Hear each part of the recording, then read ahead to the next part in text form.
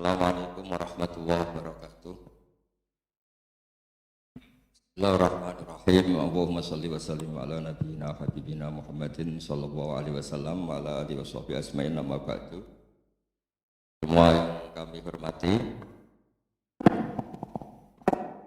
ada Pak Rektor, ada Rektor Senior Pak Arsoyo, ya teman-teman direktur, dosen semua yang saya hormati.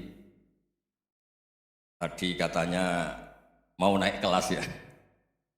Kalau naik kelas dari rumah saya niatkan mari mengkaji diroyah. Diroyah itu melogikakan riwayat.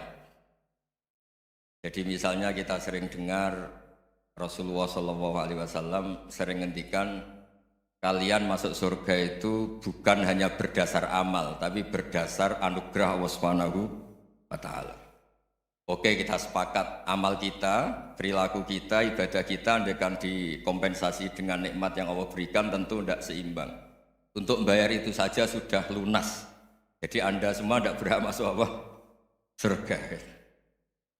Sehingga di beberapa riwayat dijelaskan ada orang yang 500 tahun ibadah, nggak pernah maksiat. Ditanya sama Allah, kamu masuk surga karena apa? Karena ibadah saya ya Allah. Ya sudah, surga kamu 500 tahun saja karena ibadah kamu 500 tahun. Ini cerita umur-umur orang dulu. Ya Allah, katanya surga engkau ini selamanya. Ya kalau yang selamanya itu rahmatku. Kalau amal kamu terbatas ya surganya sesuai amal kamu ya terbatas. Ya sudah ya Allah, berarti masuk saya surga saya ini karena fadl engkau, karena anugerah engkau. Itu namanya apa? Diroyah. Diroyah itu satu kajian analisis di mana kita percaya riwayat, tapi kemudian punya logika, punya diroyah. Ini penting supaya tauhid kita ini kuat. Jadi dulu ada orang yang sangat cerdas, namanya Jubair bin Mut'im. Dia saking cerdasnya, juga kaya, juga tokoh, dikirim sebagai delegasi pembebasan Asra Badrin, tawanan Badar. Kemudian pas datang ke Masjid Nabawi, Nabi delalah pas baca Wattur wa kitabim mastur.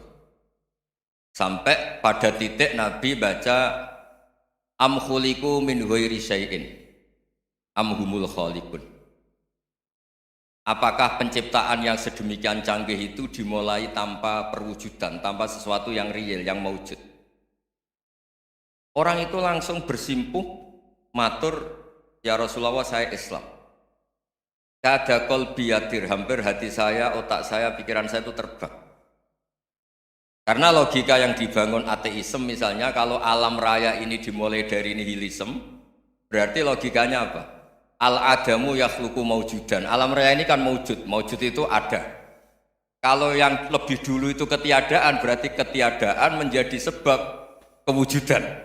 Kalau dalam bahasa Arab itu al-adamu yakhluqu maujudan, sesuatu yang harusnya nggak jadi faktor karena ketiadaan menjadi faktor sesuatu yang nyata. Itu kan nggak masuk akal. Ya kalau alam raya ini ada al-adam sing yasbiku maujudan, berarti alam raya ini al-adamu yakhluqu maujudan, sesuatu yang tidak ada menciptakan yang ada.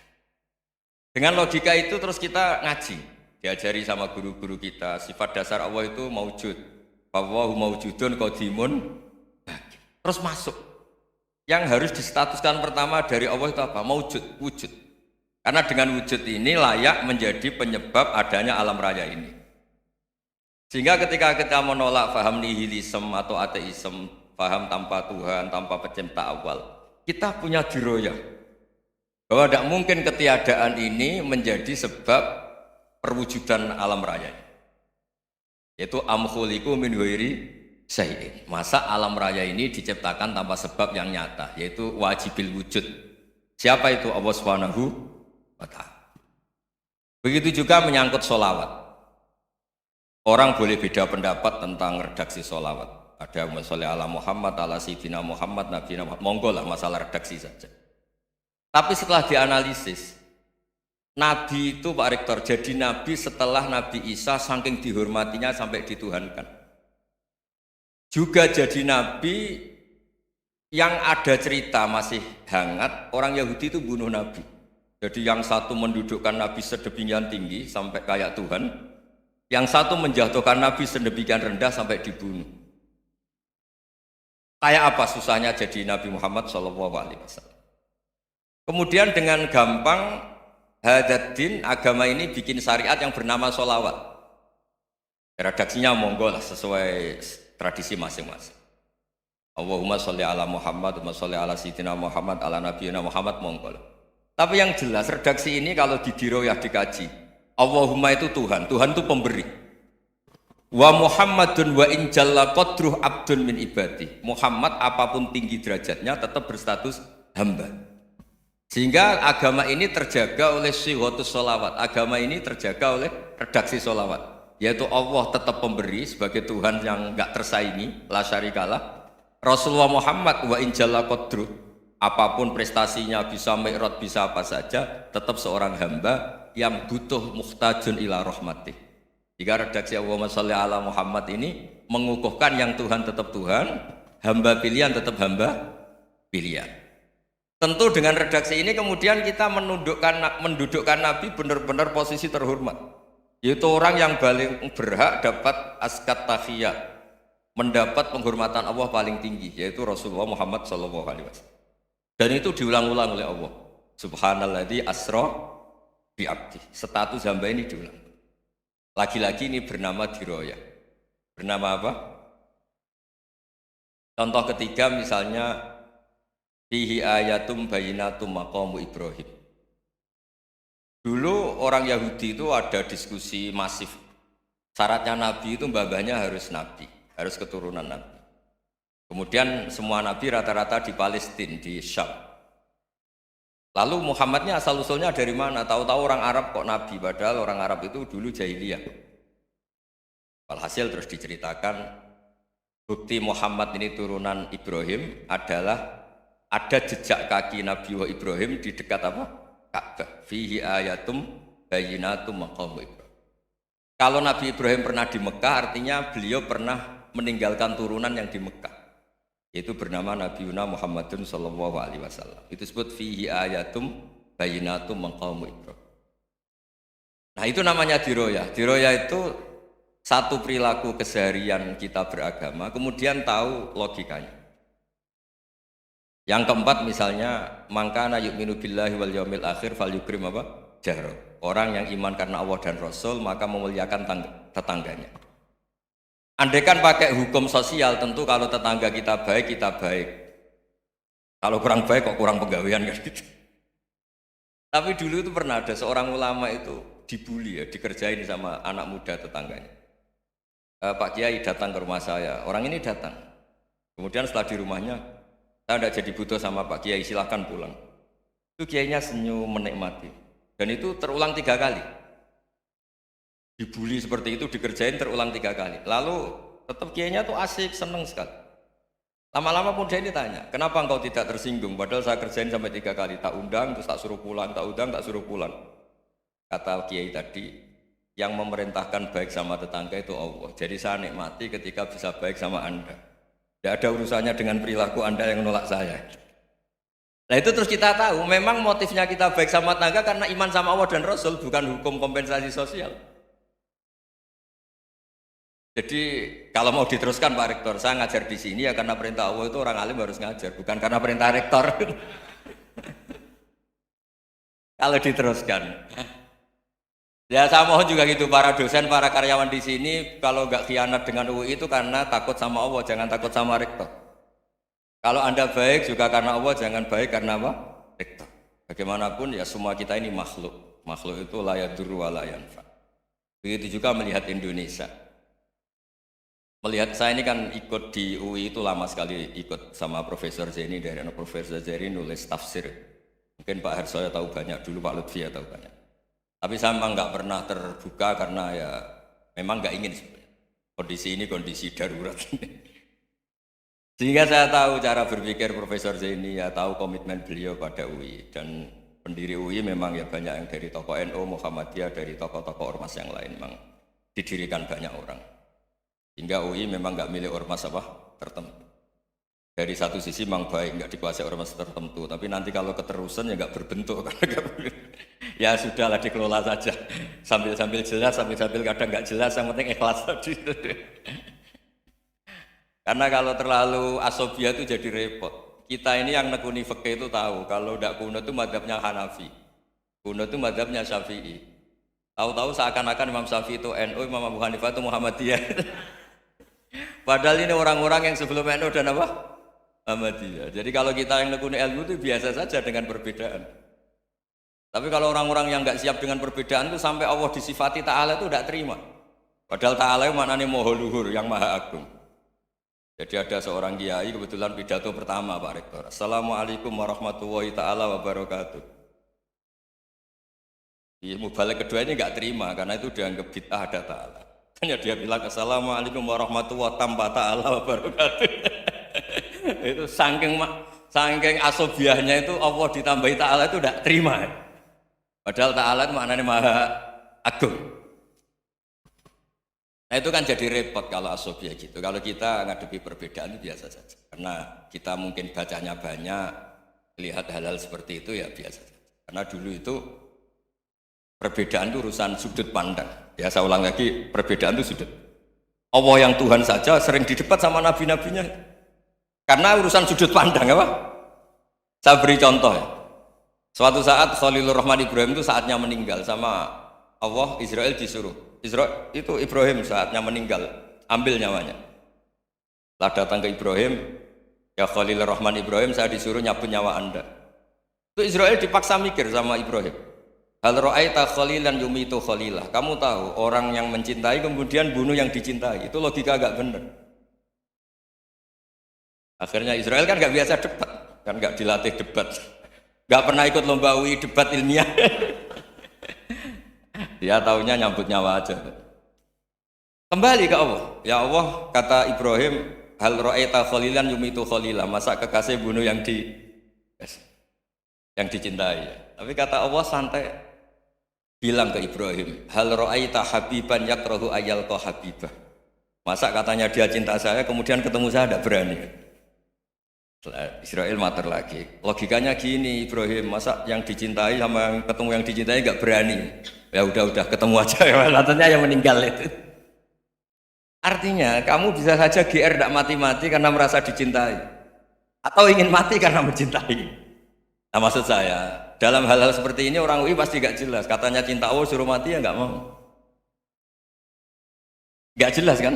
Dibilang gak cinta juga gak mau. Tapi dibilang cinta kalau ukurannya mati juga gak. Nah, tapi dalam banyak hal gak jelas itu penting Pak. Penting sekali.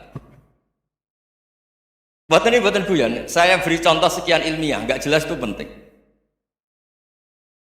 Rasulullah SAW itu dalam banyak hal itu disuruh Allah, memang disuruh supaya ngambil sikap seperti itu. Karena Allah itu punya otoritas penuh untuk bikin orang itu baik atau tidak baik. Wahsy itu yang membunuh Sayyid Hamzah, orang paling dicintai Nabi di antara yang dicintai Nabi. Qatalahu Wahsyun, dibunuh oleh Wahsy. Nabi secara basarnya itu gak suka sama Wahsy. Sampai cara lahir ya ingin corong Jawa ingin masuk nol. Tapi apa kata Allah? Laisa laka minal amri syai'un aw yatuba alaihim aw yu'adzibah. Itu tidak wilayah kamu Muhammad. Malah Wahsy dikasih tobat sama Allah. Khalid bin Walid. Itu perang Uhud kalah itu karena ide brilian Khalid bin Walid. Pas itu masih panglima kafir. Yaitu pura-pura kalah, ghanimah dilepas, sahabat turun, pasukannya naik, walhasil orang Islam kalah. Khalid bin Walid akhirnya juga masuk Islam. Orang yang secara basariah Nabi itu gak siap. Kebalikannya juga ada. Sa'labah itu orang sampai gelar hamamatul masjid. Ini pas ngaji mesti ingat. Salah. Dia di masjid terus. Setiap habis salam tuh lari karena istrinya nyuwun sewu masih berpakaian yang tidak pantas. Kenapa engkau terburu-buru pulang? Pakaian yang dipakai istri saya sekarang saya pakai. Ya pakaian sarung itu kayak Pak Rektor kan fleksibel. Ini khusus mau Ramadan, tidak akan sarungan terus, gak usah khawatir. Jadi ini tadi sudah perjanjian, saya yang kiai celananan, beliau yang rektor pakai sarung. Jadi iya. Supaya itu barter madhab. Tapi hanya sekali ini aja, bukan. Jadi jangan diharapkan ini jadi tontonan terus menerus. Dan ini barter madhab. Saya sama Profesor Kores juga sering gitu. Saya pakai sarung yang dihadiahi beliau, beliau pakai sarung yang dihadiahi saya. Memang itu tradisi Islam. Tahadau tahabu, kamu saling memberi hadiah maka kamu saling mencintai. Bukan riswah, bukan riswah. Walhasil terus Sa'labah ini mbok saya didoakan Nabi supaya saya kaya, supaya tidak sering ganti-ganti pakaian seperti ini sama istri saya. Jangan-jangan kamu miskin itu lebih baik. Ngotot minta didoakan. Didoain Nabi kaya, terus lama-lama ninggal sholat, ninggal jamaah. Itu Allah belum tersinggung. Yang mulai Allah tersinggung itu kan saya sering fatwa di mana-mana, sering memberi saran. Mumpung kamu miskin itu sering sedekah, karena kalau sudah kaya itu tidak bisa. Saya memberi analogi gini. Kalau saya masih santri miskin, punya uang 100.000, diminta guru saya 50 tak kasihkan, padahal itu 50%. Punya 2 kambing kurus, diminta guru saya 1 pasti tak kasihkan, padahal itu 50%. Jadi kalau punya sapi Brahman atau sapi limusin yang harganya itu 100 juta, punya 2, diminta 1 boleh enggak? Enggak boleh. Saya punya motor butut 2, diminta teman saya 1 boleh, tapi kalau Davidson Harley itu enggak boleh. Nah, walhasil itu kalau kita miskin, misalnya kita zaman kuliah atau zaman mondok atau zaman apa saja, punya uang 100.000, nartik temannya sampai 50.000 kan biasa. Tapi setelah 1 miliar, berani enggak kamu kasihkan 500 juta? Sama-sama 50%? Enggak kan? Nah Sa'labah gitu, ketika zakat masih per 40 kambing 1 kambing itu sebenarnya kan masih ringan. 41, 82. Kambingnya itu sudah mabenal jabalen. Barang dihitung zakat karena sudah ribuan, jumlahnya sampai 400 kambing. Banyak lah pokoknya. Terus kata Sa'labah, ini pemerasan. Karena jumlahnya besar. Allah tersinggung karena nabinya dianggap narik zakat itu dianggap khorat, dianggap pemeras. Allah tersinggung kemudian fa'aqobahum nifaqon fi qulubihim ila yaumil. Dia ditegur munafik. Semenjak itu terus tadi kembali gak jelas tadi. Barkohnya gak jelas itu menjadi orang tuh bijak. Ini sekarang nakal, jangan-jangan nanti jadi orang baik. Yang sekarang baik, jangan-jangan suatu saat jadi tidak baik. Semua orang introspeksi. Gak ada jaminan kalau kita sekarang baik akan baik terus, gak ada jaminan kalau kita sekarang buruk akan buruk terus. Sehingga terus banyak kiai-kiai bijak itu memang lahirnya gak tegas, tapi gak tegas itu yang menjadikan bijak, karena sama-sama mungkin. Itu yang disebut laisa laka minal amri syai'un aw yatuba alaihim wa yu'adzibum, itu tidak wilayah kamu. Ketika Allah mengomentari orang munafik juga wa yu'adzibal munafiqina insya'a aw yatub. Bisa saja ada yang disiksa, bisa saja ada yang dikasih tobat. Karena pola yang kita analisis itu semuanya menurut kita, bukan menurut kemaslahatan orang apa. Saya punya sekian contoh cerita. Orang yang sowan kiai baik-baik, mungkin bawa gula atau salam jambla, tidak tahu lah. Itu tidak mesti jadi wali. Tapi Kalijogo yang kenal Sunan Bonang itu kenalnya itu karena ingin begal, malah jadi wali. Tapi tidak usah dicoba. Umar itu nyari Nabi itu mau dibunuh, tapi malah tobat jadi orang baik. Jadi ini penting ngaji ya, supaya tidak tegas itu, tidak jelas itu kadang baik.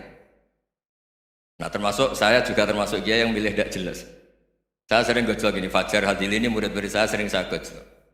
Kalau semua sistem pendidikan kayak kampus, kayak UII, kayak UIN semuanya, itu sistem yang bagus karena tertib, jam kuliahnya jelas, mata kuliahnya jelas. Kalau di pesantren itu Pak Arso itu gak tertib, tapi justru itu enak, ketemu di jalan orang berani tanya. Nah, ini kalau mbak-mbak misalnya menstruasi, mau belajar haid nunggu semester berapa baru tahu. Itu bisa sekian tahun gak sholat karena nunggu pelajarannya baru diterangkan. Mau haji juga gitu, nunggu mata pelajaran haji. Kalau nggak jamnya, nggak mau dosennya ngajar. Ya, kalau kiai kan enggak, ketemu di jalan tanya, dijawab. Jam berapa juga dijawab. Artinya Indonesia itu berkah, ada sistem kampus yang tertib.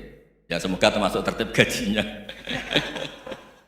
Tapi tertib gajinya itu juga sebenarnya rugi. Saya sering ada pegawai negeri Gus, tolong doain saya jadi PNS enak jadi. Gajinya tetap, kata saya nggak mau kalau gaji saya tetap. Kok bisa Gus, enak tiap bulan mesti dapat gaji. Kalau tetap nggak naik-naik kata saya. Kalau kiai gajinya nggak tetap, tapi di atas yang tetap kata saya.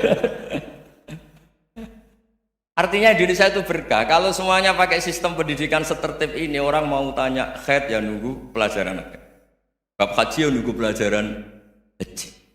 Tapi kalau ketemu kiai itu enggak, ya pokoknya saya pernah di pasar, Gus mau tanya apa? Anak saya keluar darah terus gini-gini, padahal biasanya khaid hanya 7 hari gini-gini. Ya sudah kembalikan ke biasanya, rudat ilal adat. Itu enggak usah sowan ke rumah, juga enggak registrasi dulu, enggak daftar dulu. Ya ini enggak nyindir cerita saja. Supaya ini bukti koalisi beneran. Jadi saya yang kiai enggak tertib jam, koalisi sama yang tertib jam. Jadi kalau semuanya sistem kampus, nanti pertanyaan itu enggak bisa on time, enggak bisa setiap saat. Makanya Indonesia itu berkah.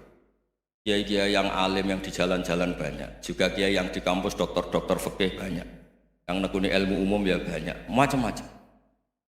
Itu masalah itu kalau saling mengadili itu baru masalah. Misalnya kiai ngeluh, enggak enak jadi kiai, enggak punya gaji tetap. Yang dosen ngeluh, enggak dicium tangannya. Karena memang unik Indonesia itu. Kalau guru fikih kok dosen itu tetap enggak dicium tangannya. Karena pikirannya anak-anak itu sudah bayar disuruh nyium. Itu kayak di alam sadar tuh gitu. Kalau kiai itu kan anak-anak enggak bayar itu. Ya opanya cium tangan itu.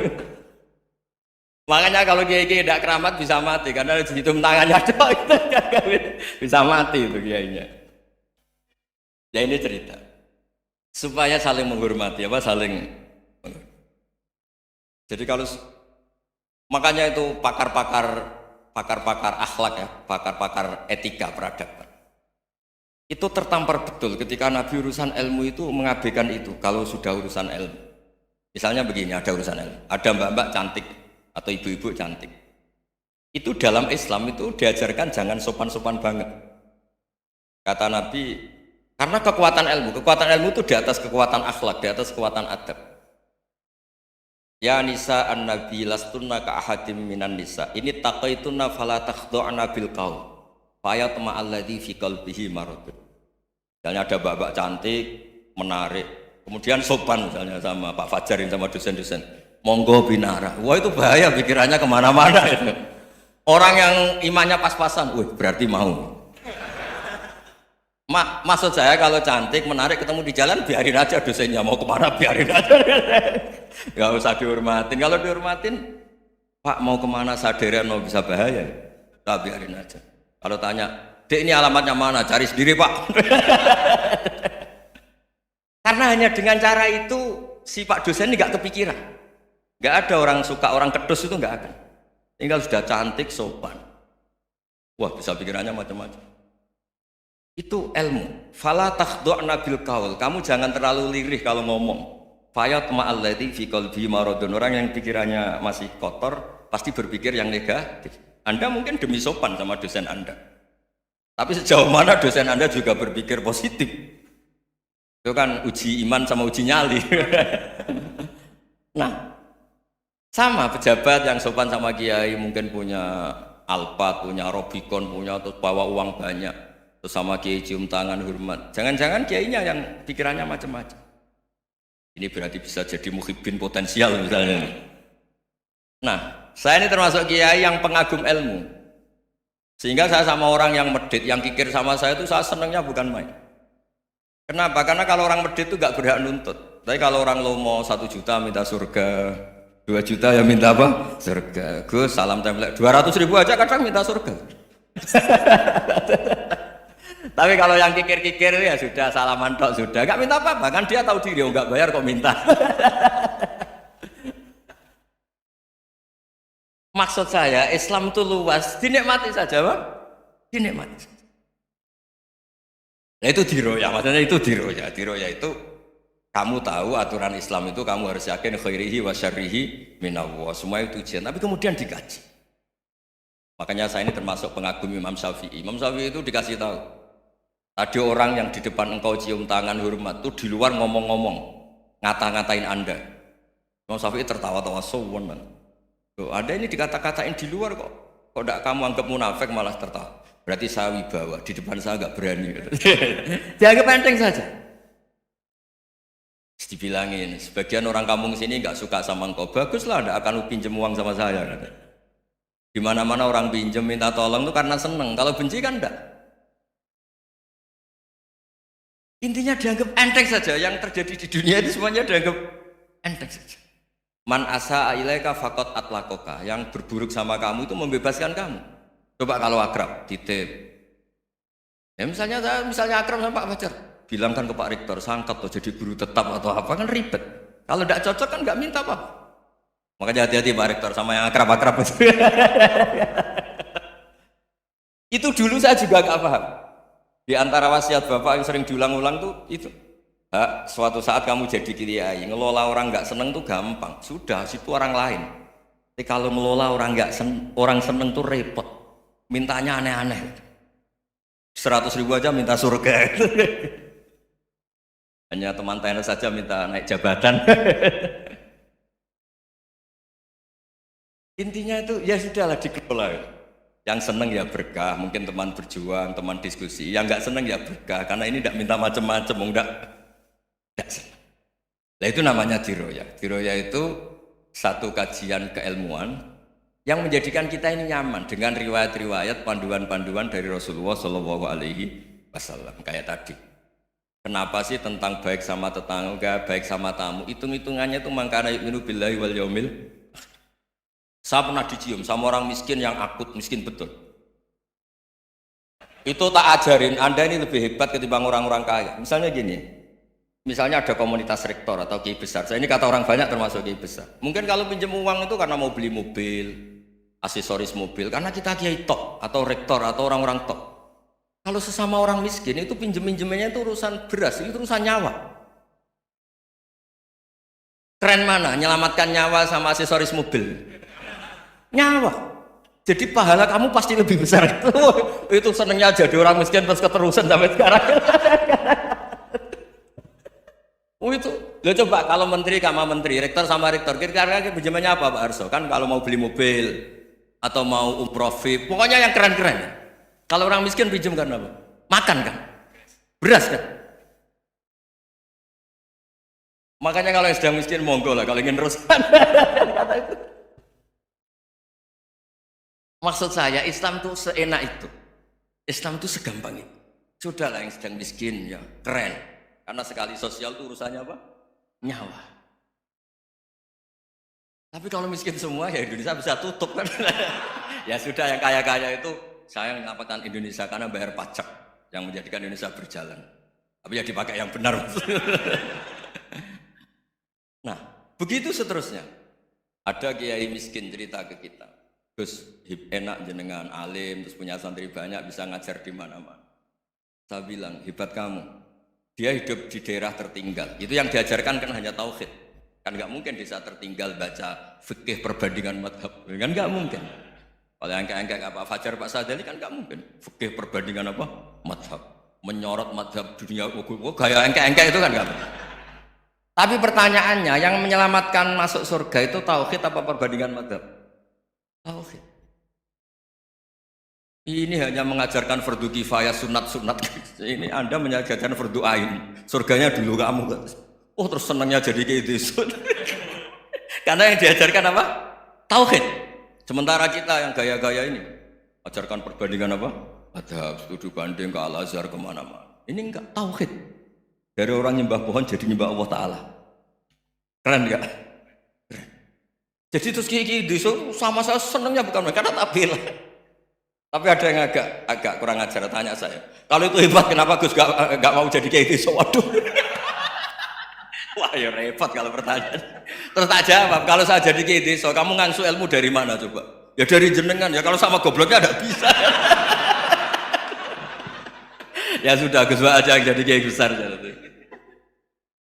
Maksud saya, ya sudahlah kita begini seperti yang saya ajarkan di sini, saya sarankan supaya orang itu tahu. Nah, ini namanya diroyah, apa? Makanya kata Imam Ghazali itu kalau kamu ingin sopan gampang, melihat anak kecil, wa aqallu minni dzamban, dia dosanya lebih kecil. Karena masih kecil kan, tentu secara dosa enggak banyak. Kalau melihat orang yang tua, wa aktsaru minni ibadatan, dia tentu ibadahnya lebih banyak karena umurnya lebih banyak. Sehingga terus semua orang lain tuh di depan kita itu hebat. Ya semua orang lain sama, misalnya Pak ini rektor, Pak Fathul Wahid rektor, tanggung jawabnya lebih banyak, berarti pahalanya lebih banyak. Tapi sama, ketika melihat Nyun Sewu, melihat pegawainya yang secara lahir di bawahnya, ini tanggung jawabnya nggak banyak, pasti salahnya juga enggak. Itu yang diajarkan Rasulullah SAW, sehingga enak. Tapi kalau kita melihat orang lain selalu salahnya, itu pecundang. Allah saja tidak seperti itu kan, amal baik ya ada khairan, amal buruk ya ada saron, semuanya dilihat oleh Allah Subhanahu wa Ta'ala. Saya itu punya teman Gus, agak beling, agak seenaknya. Dulu miskin. Wah itu seenaknya betul. Kayak kenal Tuhan sudah. Tak tanya, kenapa kamu seenaknya? 1 bulan tuh labanya bisa 200 juta sampai 500, sampai 1 miliar. Saya itu Gus, setelah duha itu perkembangannya bagus. Sholat duha itu. Saya pernah miskin, kan kata apa? Ingkana rizki fisama, wa ingkana qalilan, ya kalau fisama fa'anzilu, terus wa ingkana qalilan fakasirhu, kalau sedikit perbanyak. Ini trennya sudah benar semua. Nah, wa ingkana apa? Ya, haroman fatohiru, kalau haram yang kau sucikan. Makanya saya seenaknya, kalau qalilan sudah fakasiru, paling trennya yang nggak benar juga fatohiru kan. Dia yakin kalau yang nggak benar-benar sudah disucikan Allah, karena yang lain-lain sudah dari miskin sudah kaya, qalilan sudah fakasiru, paling yang haroman juga sudah fatohiru gitu. Tak tanya, lah kamu kok tahu? Polanya sudah ada Gus, karena sang qalilan. Kamu sembrono sama Tuhan kok begitu kan? Tapi apapun itu seneng saya. Seneng saya sering salah teh, makanya saya mohon yang sekarang miskin, sedang miskin itu ya tidak usah nyesal banget-banget. Kalau ingin kaya monggo lah, namanya orang juga ingin. Ya, tapi Anda harus bangga. Sosial antar kalian adalah urusan nyawa dan itu pahalanya luar biasa. Supaya kita, nah yang kaya-kaya juga boleh GR lah karena pembayar pajak. Dan itu bisa menyelamatkan apa? Indonesia Raya. Begitu seterusnya. Itu yang diajarkan Nabi, antawadhu hatta la yabghiya ahadun ala ahadin. Kamu semua harus tawadhu sehingga antar kalian tidak saling tidak sopan, tidak saling liar, tidak saling mendolimi. Termasuk tadi sikap gak jelas tadi. Orang dolim yang sekarang dolim bisa saja tobat, yang sekarang soleh bisa saja nanti. Semuanya tuh mungkin. Kita diajari ya muqallibal qulub tsabbit qalbi ala dini. Jadi keliru kalau kita dalam banyak hal harus tegas, gak mesti. Al halalu bayyinun wal haramu bayyinun. Tapi ada wa bainahuma umurun mustabihat. Ada yang wilayahnya itu abu-abu. Misalnya ada perempuan cantik, misalnya contoh paling gampang. Kalau kamu ajari secara serius, kamu bisa saja tergoda jadi fitnah. Tapi kalau orang soleh gak berani ngajarin, kemudian digunakan orang fasik, malah menjadi orang nakal, kita juga tanggung jawab. Kamu mau tegas gimana? Wilayahnya sama-sama mungkin. Wilayahnya sama-sama mungkin. Yang dekat pejabat mungkin terkontaminasi KKN. Tapi kalau pejabat gak dekati orang soleh, punya perilaku yang gak soleh, yang repot juga Indonesia kan? Nah hal-hal seperti itu kita tidak perlu ngambil sikap. Maksudnya nggak usah ngambil sikap, ya kita buktikan kalau milih satu madzhab, kita buktikan semuanya lebih baik, semuanya lebih bermanfaat, semuanya lebih berperadaban. Karena nggak bisa dihindari wa bainahuma. Termasuk nyuwun sewu, saya mohon maaf sama mulai Pak Harso, Pak Lutfi sampai Pak Fathul Wahid. Saya ini termasuk kiai yang nggak suka dekat sama orang-orang top, bukan karena hasud. Memang konstitusi kiai harus gitu, la tamuddanna ainaika. Kenal orang lebih tinggi itu kan resiko. Misalnya saya kiai desa, mungkin punya keri tua sudah seneng, punya kijang tua sudah seneng. Gara-gara kenal Pak Wahid naik Kempri, waduh kok saya kalah itu. Kenal orang itu kan resiko. Mungkin dosen-dosen sini kalau kenal saya di Rembang juga resiko. Di sini nggak ada cium tangan, biasa dosen, wah gak enak jadi dosen. Jadi memang harus dibatasin. Sekiranya mungkin orang terus, karena latamud dan nanawa ainaika ilham, kamu jangan sering melihat orang lain yang mungkin secara lahir dapat nikmat yang lebih tinggi dibanding Anda. Kalau kamu nggak bisa ngelola hati Anda bisa hasut, Anda bisa dengki. Paling tidak Anda bisa ada syukur. Saya itu sering didolani pejabat, juga sering melihat pejabat di TV.